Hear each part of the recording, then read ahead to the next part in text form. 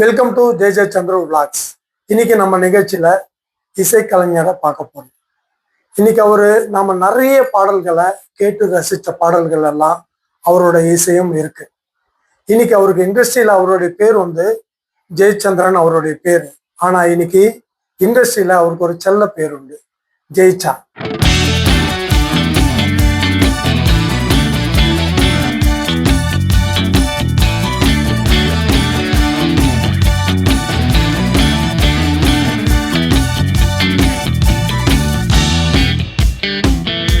அவர் இன்னைக்கு நம்ம நிகழ்ச்சியில வருவார். வணக்கம்ண்ணா. வணக்கம். நீங்க இந்த நிகழ்ச்சியில கலந்துட்டு ரொம்ப ரொம்ப நன்றிங்க. ரொம்ப சந்தோஷமா இருக்கு. சரி, எனக்கு ரொம்ப சந்தோஷம்.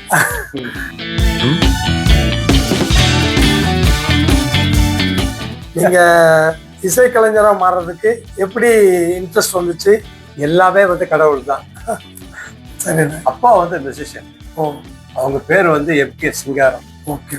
அவங்க நாடக நடிகர், பாடகர், எல்லா வாத்தியம் வாசிப்பாங்க. நிறைய வாத்தியங்கள் கண்டுபிடிச்சிருக்காங்க. இந்த கடசிங்காரிங்கிற ஒரு வாத்தியமே அப்பா பேர் சிங்காரம், அந்த வாத்தியத்துக்கு கடசிங்காரின்னு பேர் வச்சு இன்னைக்கு எல்லாரும் வாசிட்டு இருக்காங்க. குடும்பம் எல்லாமே இசை குடும்பம் தான். சரி. அப்பா கூட பிறந்தவங்க எல்லாருமே பாடுவாங்க, வாசிப்பாங்க, நடிப்பாங்க. குலத்தொழில் தச்சு தொழிலாக இருந்தால் கூட அந்த சாயங்காலத்தில் வேலையெல்லாம் முடிச்சுட்டு இந்த நாடகம் நடிக்கிறது, ஓகே ஓகே, பாடுறது, வாசிக்கிறது, அந்த மாதிரி. ஃபர்ஸ்ட் நீங்க எந்த இசை கருவி ஆரம்பிச்சீங்கன்னு? எனக்கு நான் வளர்ந்ததுக்கு காரணமே ரேடியோ தான். ரேடியோ இல்லாமல் இருக்கவே மாட்டேன் இன்னைக்கு கூட. Okay okay. ஸோ அந்த ரேடியோ பாட்டு கேட்டு கேட்டு அப்படியே வீட்டில் எல்லா வாத்தியம் வீட்டில் வச்சிருப்பாங்க. பாடக வீடுங்கிறது செவுத்துல மாட்டி வச்சிருப்பாங்க. சரிங்க. அதை எடுத்துட்டு வாசிப்பேன். யாரும் இல்லாதப்ப அந்த பாட்டு கூட சேர்ந்தே நான் வாசிப்பேன். எனக்கு யாருமே எதுவும் சொல்லி கொடுக்கும். அப்படி இருக்கும்போது தான் இந்த ரெக்கார்டிங்க்கு ஸ்ட்ரெயிட்டாக ரெக்கார்டிங் அனுப்பிச்சாங்க. அது இப்போ அந்தந்த வாத்தியம் வாசிக்கிறதுக்கு அந்தந்த இசைக்கலைஞர் தேவைப்பட்டுச்சு. அப்போ டெக்னாலஜி இல்லாத காலத்தில் ஒரு மைக்கு தான் இருக்கும். அந்த ஒரு மைக்கை சுற்றி அந்த வாத்தியம் வாசிக்க 10 பேர் உட்காந்துருப்பாங்க. அதே மாதிரி வயலின் செக்ஷன். சரி. அந்த மாதிரி டெக்னாலஜி அந்த காலத்தில் அது அட்வான்ஸ் டெக்னாலஜி. அதனால அந்த நான் போனால் என்ன வாத்தியம் அது மட்டும் வாசிக்கணும். மிருதங்கன்னா மிருதகம் மட்டும் வாசிக்கிறது ஒரு பிளேயரு, இடம் வாசிக்கிறதுக்கு ஒருத்தர். ஸோ அவ்வளோ பேர் தேவைப்பட்டுச்சு. ரெக்கார்டிங் பண்ணி ஆகணும். அப்போ மியூசிஷியன் ரொம்ப டிமாண்டு. அப்போ டிமாண்டாக இருக்கும்போது நான் போய் வாசிக்க போனேன். எனக்கு ஒன்றுமே தெரியாது. பாட்டை கேட்டுட்டு அப்படியே வாசிக்க ஆரம்பிச்சேன். அதுதான் என்னுடைய லைஃப் ஸ்டார்ட் ஆச்சு. அதுக்கப்புறம் ஸ்கூல் படிக்கும்போது ஸ்கூலில் நடக்கிற ஃபங்க்ஷன் எல்லாத்துலேயும் வாசிப்பேன். ட்ராமாவுக்கு போய் வாசிப்பேன். ட்ராமாவுக்கு மியூசிக் பண்ணியிருக்கேன், பாட்டு கம்போஸ் பண்ணியிருக்கேன். அந்த மாதிரி ஃபுல்லாக இன்னைக்கு வரைக்கும் எந்தெந்த மியூசிக் டைரக்டர் ஒருத்தர் நிறைய பேர் இருக்கிறாங்க. சரிங்க. அது நம்ம தமிழ் சினிமா இங்கே பார்த்தீங்கன்னா சொன்னேன், எல்லா லாங்குவேஜும் இங்கே இருந்திருக்கு. சரி சரி. தெலுங்கு, தமிழ், கன்னடம், மலையாளம், ஹிந்தி படம் கூட இங்கே நடத்தும். கேவி மகாதேவன் 1965 எங்கள் அப்பா நடிகர். அதாவது சேலம் மாடர்ன் தியேட்டரில் நடிகர் அவங்க. ஓகே. மாடர்ன் தியேட்டர் எல்லா படத்தும் அவங்க நடிச்சிருக்காங்க. அலிபாபா 47 ஆரவல்லின்னு ஒரு படம், மாரியம்மன் ஒரு படம். சரிங்க. நீங்க கரெக்டா சொல்லணும்னா வண்ணக்கிளையில மாட்டுக்காரா வேலை மாட்டை கொஞ்சம் பார்த்துக்கலான்னு பாட்டு ஒண்ணு. சரிங்க. சீர்காழி கோவிந்தராஜன் ஐயா பாடியிருப்பாங்க. இல்லை உரிமையை வச்சுட்டு மாட்டுக்காரனா வருவாங்க. ஓகே. அது என்னோட அப்பா தான். Okay okay okay. அது எப்படின்னா மாசம்பளம் எங்க அப்பாவுக்கு. ரெக்கார்டிங்கும் வாசிக்கணும், நடிக்கணும், பாடணும், மாசம்பளம். சரி. எல்லாத்துக்கும் ஒரே சம்பளம் தான், தனி சம்பளம் கிடையாது. சரிங்க. மாடை வச்சுக்கிட்டு வருவாங்க. சூப்பர். பிரேம் நசீர் வருவார் மாட்டுக்காரனா. அதுதான் ஹீரோ. அவர்தான் ஹீரோ. வண்ணக்கிளி படம். அப்புறம் சேலம் மாடர்ன் தியேட்டர் மூடிட்டாங்க 60ஸ்ல. மூணுனதுக்கப்புறம் நாங்கள் சென்னைக்கு செட்டில் ஆகிட்டோம். ஓகே.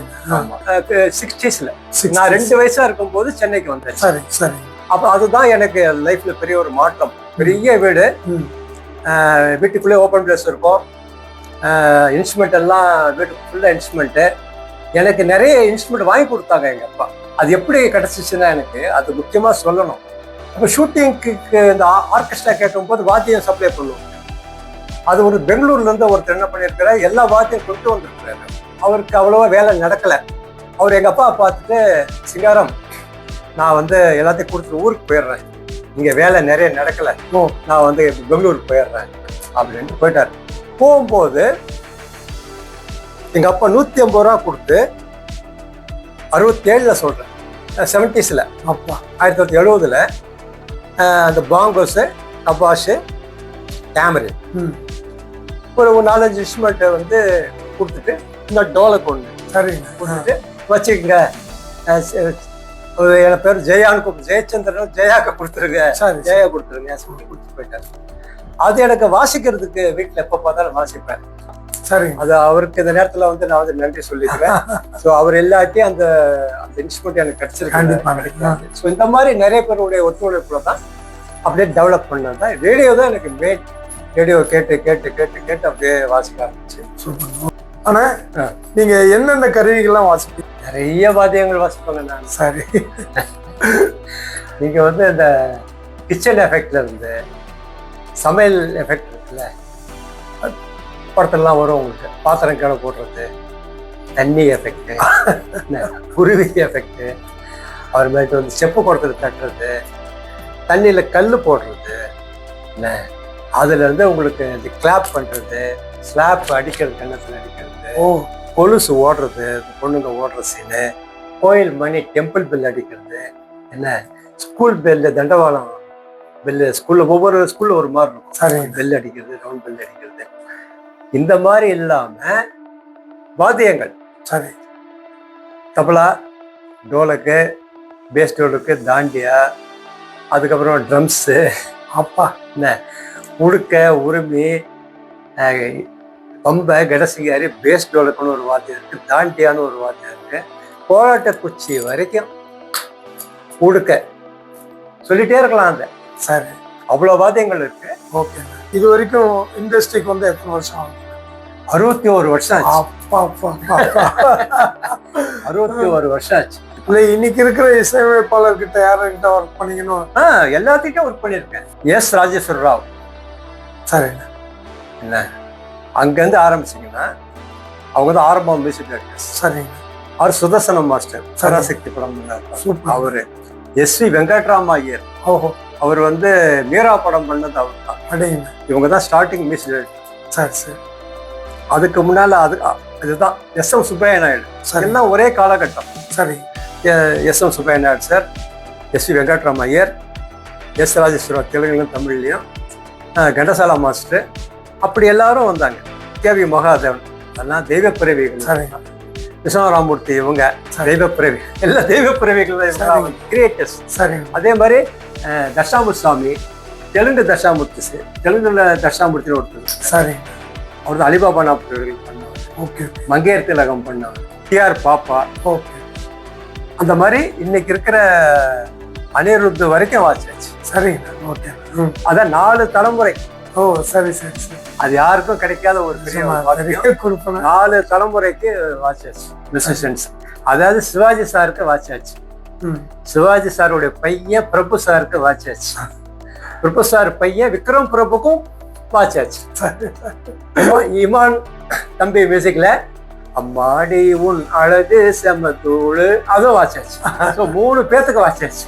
விக்ரம் பிரபு பையனுக்கு தான் வாசிக்கணும். K V Mahadevan, M S. விஸ்வநாதன், ராமூர்த்தி அவங்க, இசைஞானி அவங்க, அதுக்கப்புறமேட்டு வந்து இமான், 3 பேத்துக்கு வாசிக்கிற பாக்கியத்தை கொடுத்தது அந்த இமான் பையன். அவர் தான் கிரேட் கம்போசர். ஓகே. நிறைய டிவோஷனல் கேசட் மியூசிக் பண்ணியிருக்கேன். ஓஹோ. படத்துக்கு 2 தெலுங்கு படம் மியூசிக் பண்ணியிருக்கேன். ஆத்ம மேலான ஒரு மலையாள படம். ஆமாம். கதாபரையன காடுன்னு ஒரு மலையாள படம். சூப்பர்ங்க. இதே பிரேம சரித்திரான ஒரு தெலுங்கு படம். ஓஹோ. வாழ வைத்த வக்கரக்காளின்னு ஒரு படம். ஓ. என்னுடைய மியூசிக்ல எல்லா சிங்கர்ஸும் பாடிட்டாரு. ஓ சூப்பர்ங்க. என்னுடைய மியூசிக்ல எல்லா சிங்கர்ஸும் பாடிட்டாரு. Okay okay okay. இசையம்பரசு திரு ஹாஜ் நாகூர் ஹனிபா அவர் பாடினதுல வந்து மதினாவில் ஒரு நாள்னு சொல்லிட்டு ஒரு ஆல்பம். அடே 93ல பண்ணாங்க. சூப்பர் ஹிட் அது. அப்ப கேசட்ஸ் அப்பே 20 லட்சம் கேசட் போச்சு. அப்பா. ஞானத்தின் திறவுகோல் நாயகம் அல்லவா, கானத்தில் நானதை கொஞ்சம் இங்கு சொல்லவா, ஆனா ஒரு பாட்டு. சூப்பர். அதுல இன்னொரு பெரிய வெற்றி அடைஞ்ச பாட்டு என்னன்னா, அதுல வந்து ஹசன் ஹுசைன் அவங்க பேர பசங்களை பத்தி ஒரு சப்ஜெக்டை பத்தி அந்த வரலாறு பாட்டா ஒண்ணு பண்ணியிருக்காரு. சரிங்க. ஒரு நாள் மதீனா நகர்தனிலே ஒரு பாட்டு. அது கேட்டவங்க எல்லாம் வந்து எல்லாருமே மேக்சிமம் எல்லாரும் கண்ணீர் விட்டுருக்காங்க. அவ்வளவு டிமாண்ட் அந்த கேசட். எனக்கே கிடைக்கல அந்த சிடி அந்த காலகட்டத்துல. சரிங்க. அவ்வளோ ஃபேமஸ். அப்புறம் அவரை வச்சு திருப்பியும் மார்க முத்துக்கள்னு ஒண்ணு பண்ணேன். நாகராணி பண்ண வச்சு பண்ணேன். சரிங்க. அது ரெண்டுமே சூப்பர் ஹிட். இப்ப சினிமா வந்து முதல்ல மாதிரி இல்லை. இப்ப சரி, 50 பேர் செஞ்ச வேலையை வந்து இன்னைக்கு ஒருத்தர் பண்ணிட்டு இருக்கிறாங்க. சரிங்க. 50 பேர் 60 பேர் இருப்பாங்க ஆர்கெஸ்ட்ரா. அந்த சப்ஜெக்டுக்கு ஏற்ற மாதிரி ஆர்கெஸ்ட்ரா இருப்பாங்க. ஒவ்வொருத்தரும் ஒவ்வொரு வாத்தியம் தான் வாசிப்பாங்க. சாங் ஃபாலோயிங் இருப்பாங்க. வீணை, சித்தாரு, ஃப்ளூட்டு. இந்த வளர்ச்சி சந்தோஷம் தான். டெக்னாலஜி வந்துட்டு தான் இருக்கும். மாற்றம் வரும். அதை நம்ம ஏற்றுக்கணும். எல்லாம் ஓகே தான். பட் மியூசிஷியனுக்கு யாருக்குமே வந்து வேலை கிடைக்கல. சரிங்க. ஸோ அதுதான் ஒரு பெரிய ஒரு குறையா இருக்கு. அதெல்லாம் ஃபுல் சாங் வாசிக்கிறதுக்கு விட மாட்டான்றாங்க. நம்ம வாசிக்கிறோம்னா கூட அண்ணா 8 பார் வாசிக்கணும் போதும் அப்படின்றாங்க. ஏன்பா ஃபுல் சாங்கை வாசிக்கிறேன்னு அப்படின்னு. இல்லைண்ணே அது அந்த 8 பார் வாசிக்க, 4 பார் வாசிக்க போதும். கட் அண்ட் பேஸ்ட் பண்ணி. Cut and paste. ஆமா. அந்த ஃபேமிலியா இருந்தது வந்து இன்னைக்கு இல்லை. இன்னைக்கு வந்து 50 பேருடைய வீட்டு சமாச்சாரம் 50 பேருக்கு தெரியும். சரிங்க. ஒருத்தருக்கு ஒன்னா வந்து ஹெல்ப் பண்றது, போறது வர்றது, ஜாதி மதம் பேதம் என்று எல்லாரும் ஒன்னா இருப்பாங்க. கிறிஸ்துமஸுக்கு நாங்கெல்லாம் போவோம். தீபாவளிக்கு எல்லா மியூசிஷியனும் வீட்டுக்கு வருவாங்க. முஸ்லீம் பண்டிகை அன்னைக்கு வந்து அவங்க வீட்டுக்கு நாங்க போறது, இவங்க வர்றது, அப்படி கலகலன்னு இருக்கும். ரெக்கார்டிங் தேட்டர் எல்லா மதத்துக்காரங்களும் இங்க இருந்தாங்க. பார்ட்டில ஒவ்வொரு பார்ட்டிலையும் அப்படி இருந்துச்சு. இன்னைக்கு அதெல்லாம் கிடையாது. ஃப்ரெண்ட்ஸே பார்க்க முடியல இன்னைக்கு. நான் மட்டும் போறேன், நான் மட்டும் வாசிட்டு வந்துட்டேன். சரியான. இப்போ நான் வந்து நீங்க ரொம்ப காலமா இருக்கீங்க இல்லையா, பெரிய பெரிய சிஎம் கலந்துக்கிற நிகழ்ச்சிகள் எல்லாம் வந்து பாட்டு கச்சேரி எல்லாம் நடந்திருக்கு. அதுல எந்தெந்த சிஎம் எல்லாம் நீங்க சந்திச்சீங்க? எல்லாத்துக்கும் நான் வாட்சிருக்கேன்னு சொல்லிட்டேன். கலைஞர் சார், கலைஞர் டாக்டர் கலைஞர் அவங்களுடைய கம்போசிங்க நான் போயிருக்கேன். சரிங்கண்ணா. ஆமா. Megala pictures, MGR pictures. அதே அதான் நான் குறுக்கிறேன்னு தப்பா நீங்க இல்ல. புரட்சி தலைவர் எம்ஜிஆர் நிறைய அவர். சரிங்கண்ணா. பெரிய கதை அவரை பத்தி சொல்லிட்டே இருக்கலாம். சரிங்கண்ணா. அவருடைய கம்போசிங்க நான் போயிருக்கேன். அது மாதிரி அவர் கூட நிறைய ஒர்க் பண்ணியாச்சு. ஜெமினி கணேசன் அவங்க இது நிறைய மாண்புமிகு கலைச்செல்வி ஜெயலலிதா அவங்களுக்கு எத்தனை பாட்டு அவங்களுக்கு. சரி, இப்போ என்ன மாதிரி நிகழ்ச்சிகள் எல்லாம் போறீங்கண்ணா? இப்போ வந்து மேடை கச்சேரி, ரெக்கார்டிங் வந்து இந்த டிவோஷனல் ரெக்கார்டிங் தான் போயிட்டு வந்துட்டு இருக்கோம். சரி. சில நேரம் சினிமா பாட்டு. சமீபத்துல ஜட்ஜா கூட போயிட்டு வந்தீங்க அப்படின்னு சொல்லி. ஆமா, அப்பப்ப ஜட்ஜா கூப்பிடுவாங்க. ரொம்ப தேங்க்ஸ்ண்ணா. நன்றி.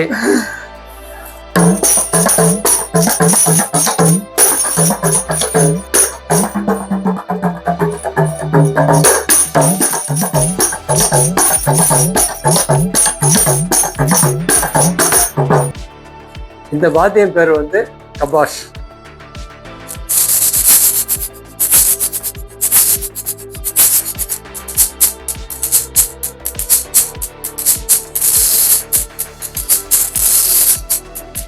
இது ஷேக்கர்ஸ்.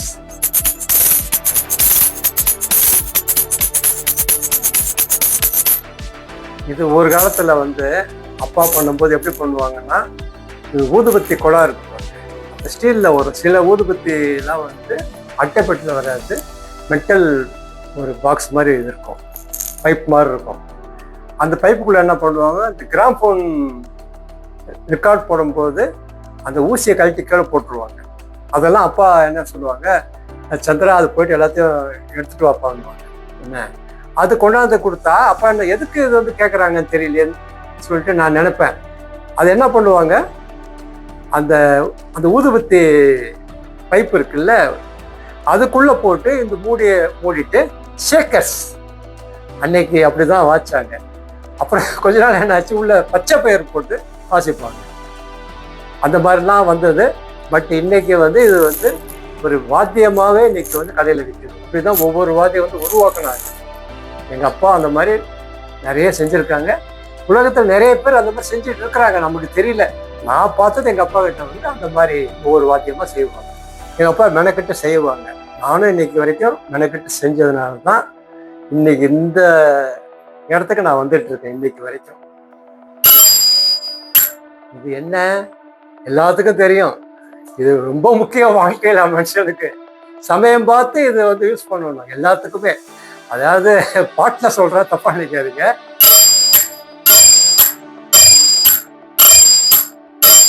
ஜால்ரா பேரு இப்போ எல்லாத்துக்கும் புரியுன்னு நினைக்கிறேன். ஸோ லைஃப்ல ஜால்ரா வந்து ரொம்ப முக்கியம். அது இடம் பார்த்து ஏவல் பார்த்து போடணும். ரொம்ப ஜால்ரா போட்டிங்கனாலும் டேஞ்சர் ஆகிடும். Okay, god bless you. இது எல்லா பாட்டிலும் நீங்கள் வந்து கேட்கலாம். இதுதான் ஆரம்ப காலம் வந்து சினிமா இசைத்துறையில் வந்து பர்குஷன் எடுத்துக்கிட்டு இந்த ஜால்ராவும் சலங்கையும் தான் இருந்தது ஆரம்ப பீரியடில். பார்த்தீங்கன்னா இதுதான், இது எல்லா இடத்துலையும் இருக்கும். கோயிலில் இருக்கும், பரதநாட்டியத்துக்கு போடுவாங்க. அது சினிமாக்குள்ளே வந்துச்சு, சலங்கை போடுவாங்க.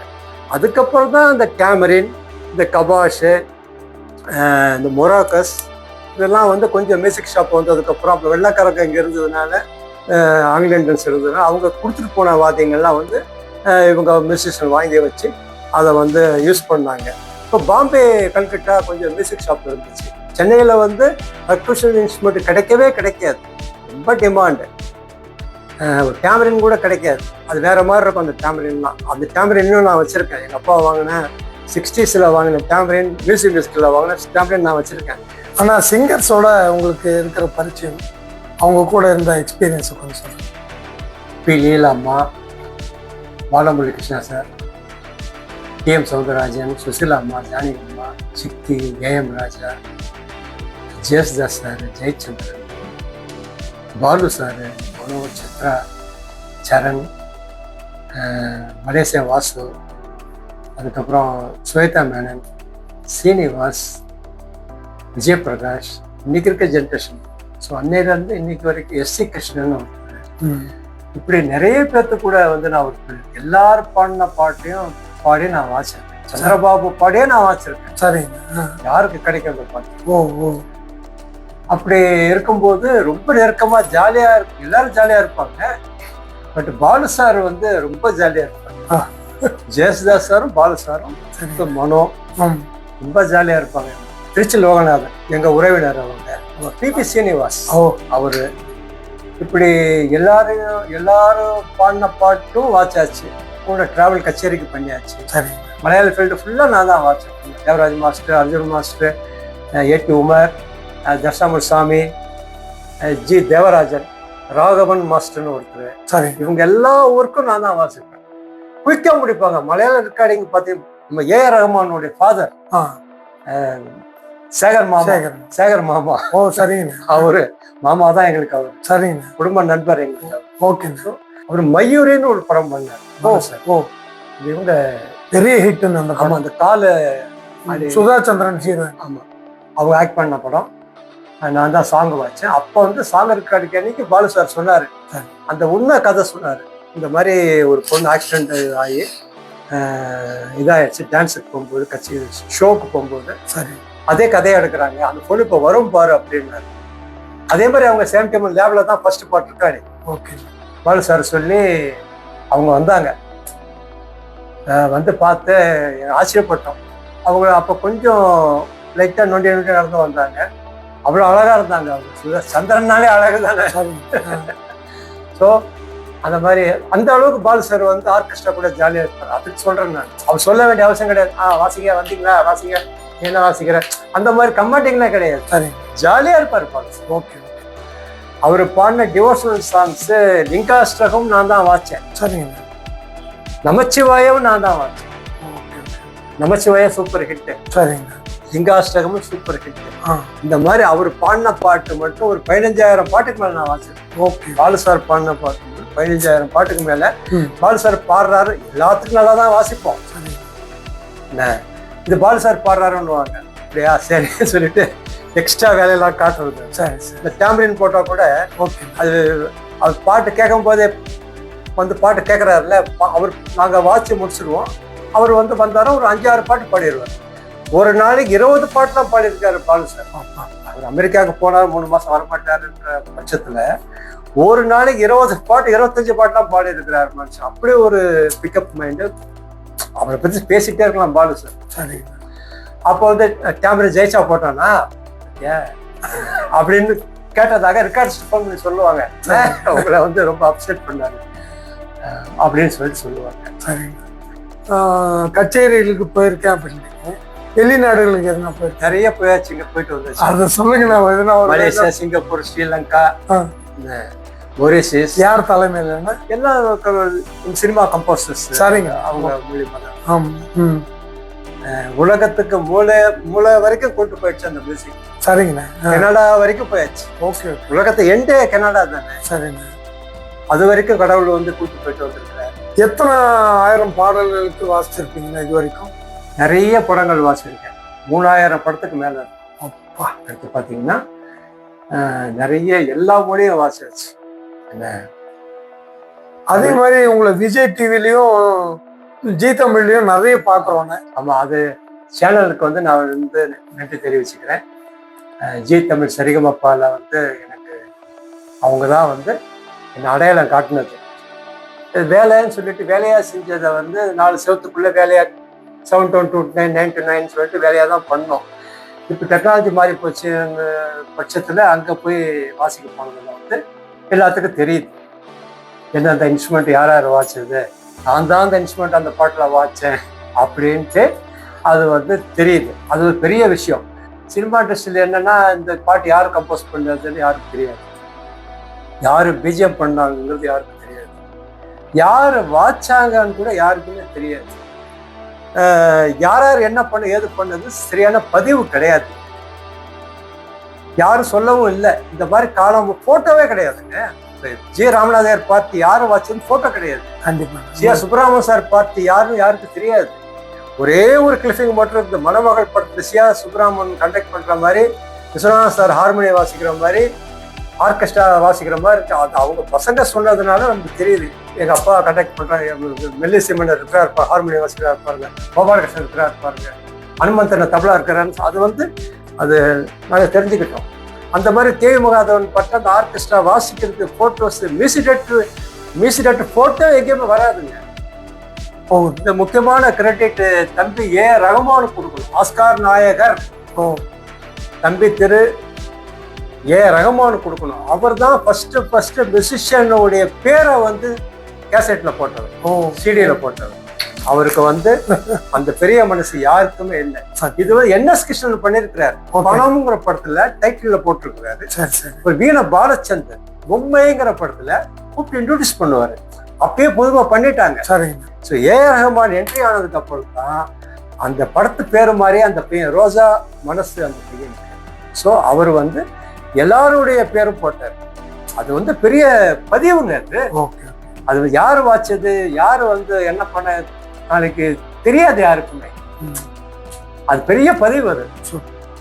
அது பெரிய நன்றி சொல்லிக்கிறேன் அந்த தம்பி ஏஆர் ரஹ்மான்.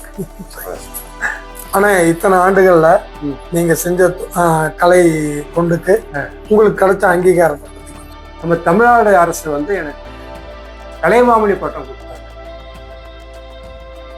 அப்புறம் இன்னொரு நிறுவனம் வந்து டாக்டரேட் கொடுத்துருக்காங்க. இதுக்கு வந்து ரொம்ப நன்றி சொல்லிக்கணும். எங்க அப்பாவுக்கு கிடைச்ச விருதா வந்து இது வந்து நான் வந்து நினைச்சிட்டேன். ரொம்ப சூப்பர். இது இல்லாம சிடிபிசிக் யூனியன்ல வந்து 5 தடவை நான் வந்து வைஸ் பிரசிடண்டா வந்து இருந்துட்டு இருக்கேன். ஆனா ரொம்ப தேங்க்ஸ். இந்த உங்களுடைய வேல்யூபிளான டைமை எங்களுக்கு கொடுத்து நாங்கள் கேட்ட கேள்விகளுக்கெல்லாம் பதில் சொல்றதுக்கு ரொம்ப நன்றி. எனக்கு ரொம்ப சந்தோஷம். இன்னைக்கு மறக்க முடியாத ஒரு நாள். இன்னைக்கு என்னுடைய சேனல் ஜே சந்திர விளாக்ஸ் சப்ஸ்கிரைப் பண்ணுங்கள், லைக் பண்ணுங்கள், ஷேர் பண்ணுங்கள். உங்களுடைய கருத்துக்களை என்னுடைய கமெண்ட்ஸில் சொல்லுங்கள். அடுத்த வீடியோவில் பார்க்கலாம். பாய்.